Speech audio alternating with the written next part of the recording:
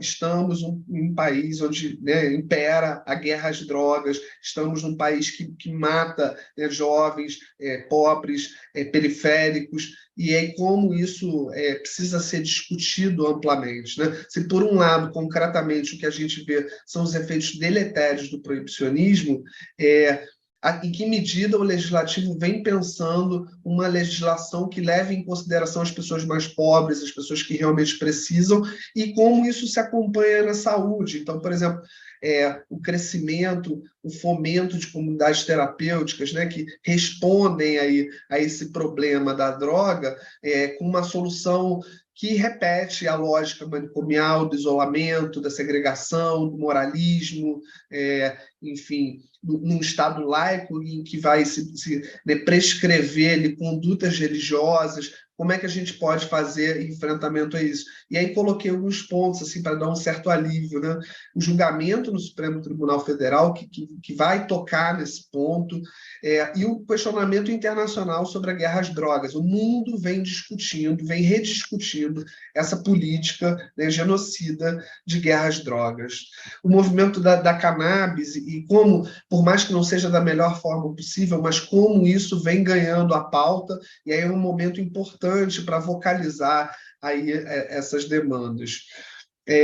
Acho que o Pablo ele diz no início, né, a importância de discutirmos, né, o manicômio ainda hoje, porque ele segue por aí. Né? Tem uma pessoa que eu gosto muito que diz que é que nem o rabo da lagartixa, né, que se sai e a lagartixa continua, ele acaba crescendo de novo. Né? Então, como a gente percebe esses movimentos localmente, nacionalmente, como a gente percebeu aí nessa última gestão do Ministério da Saúde, a tentativa de retorno dos hospitais psiquiátricos, do aumento do financiamento para esse tipo de política. Em alguns estados, a gente observa isso de uma forma mais contundente.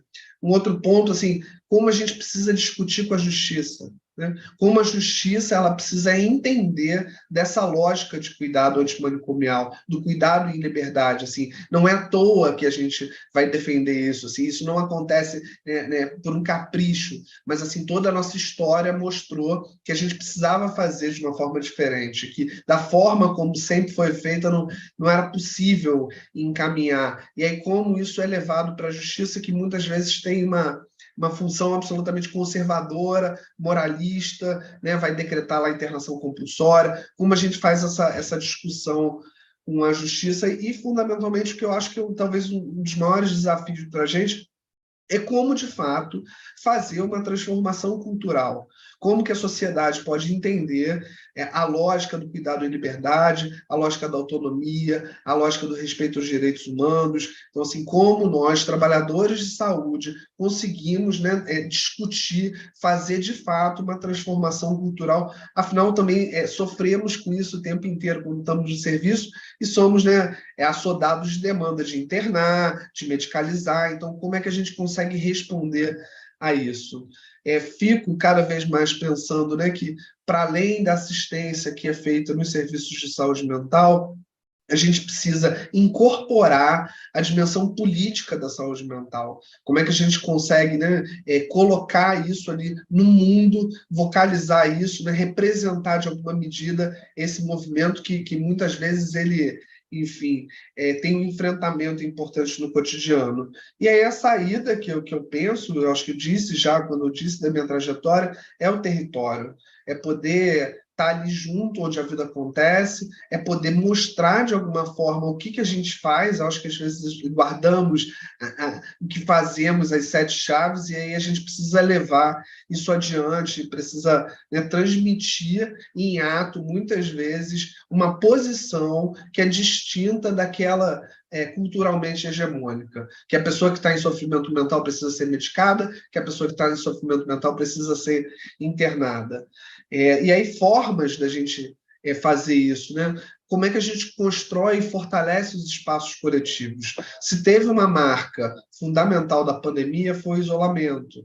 E aí penso que uma forma de enfrentarmos, inclusive, os efeitos da pandemia e todos esses impasses que a gente vem vivendo, é pensar aí no fortalecimento dos espaços coletivos, entre trabalhadores, usuários, familiares, fortalecer a política e também poder cuidar aí dos trabalhadores que ficaram tão isolados e tão demandados durante esse período crítico.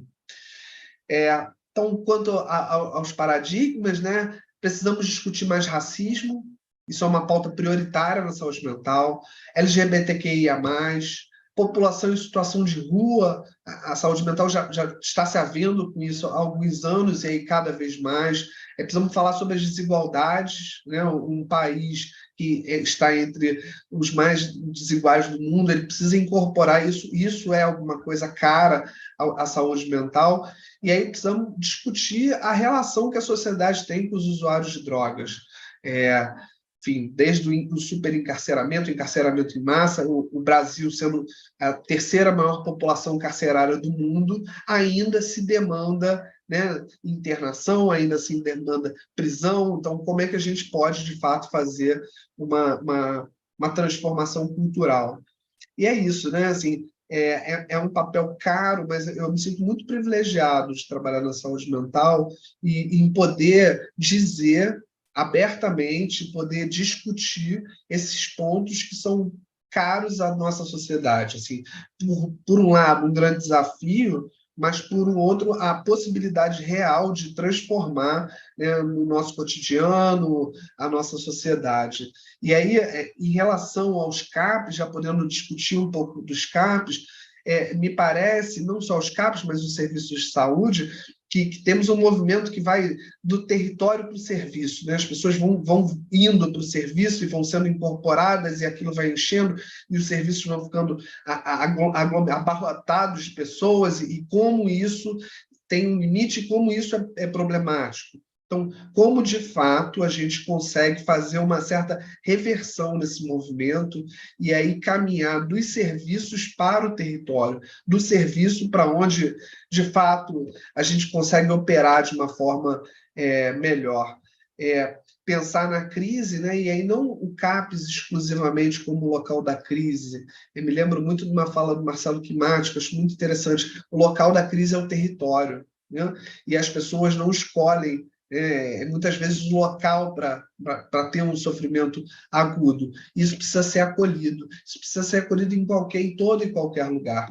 É claro que a gente preconiza que alguns espaços eles podem ser ter mais repertório para o acolhimento à crise, mas isso não exclui, né, a atenção à crise onde ela se dá, a atenção à crise é onde o sujeito escolhe também ser acolhido. E aí isso pode ser em qualquer lugar. E aí como também a gente conta com outras possibilidades de cuidado quando a crise é pensada do ponto de vista mais territorial.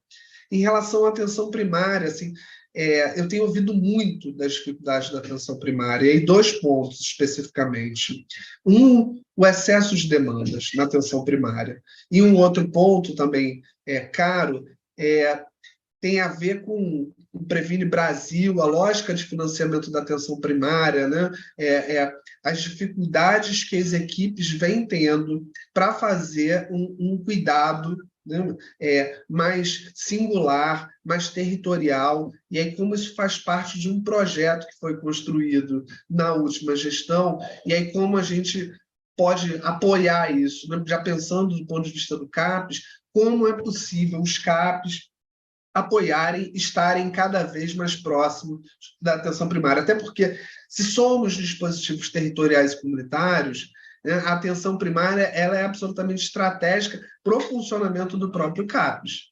E aí é isso, não existe saúde mental sem a atenção primária, não tem como pensarmos na saúde mental que não seja por meio também, fundamentalmente, da atenção primária e saúde. A intersetorialidade é um desafio fundamental, né, como eu disse, num contexto de desfinanciamento de políticas sociais, num contexto de desfinanciamento, né, da educação, como podemos nos rearticularmos de uma outra forma aos outros setores, né? E aí cito as tensões, muitas vezes, com a assistência social, e aí como é fundamental a gente coletivamente construir um cuidado comum, as questões da educação, como as pessoas em sofrimento mental têm dificuldade de serem acolhidas e em poderem participar desses espaços, que são espaços de cidadania, que são espaços de produção de vida, como a gente pode se articular isso, a segurança pública, né? Eu acho que é um ponto caro, especialmente para os usuários de álcool e drogas, como a gente pode fazer essa discussão no campo da segurança pública. E aí, quais as demandas que esses outros setores têm em relação à saúde mental? Eu tenho ouvido muito, assim, falamos para nós mesmos, né? E aí fico pensando até que ponto a gente anda perguntando para o outro o que ele quer da saúde mental, o que ele entende que a saúde mental precisa oferecer, em que medida, como é que a gente pode participar também, né, das dificuldades dos outros setores, como é que a gente pode construir aí convergências no campo. E aí, uma série de exemplos de encontro, né? Fóruns de saúde mental, o apoio matricial, o cuidado compartilhado, o território. Agora, fundamentalmente, nos encontros presenciais no território, né? A construção de uma rede viva, de uma rede de cuidados. E aí, para isso, também para enfrentar essa mudança de paradigma, é fundamental pensar na educação permanente, a supervisão clínico-institucional e, fundamentalmente, o espaço de formação política dos profissionais, dos familiares, dos usuários, como formas de enfrentamento e transformação cultural. Né? O ponto talvez tenha sido mais caro na rede de atenção psicossocial, a arte, a cultura, a educação, o trabalho, a cidadania. E aí um ponto que eu venho ouvindo, né? São pelo menos aí 40 anos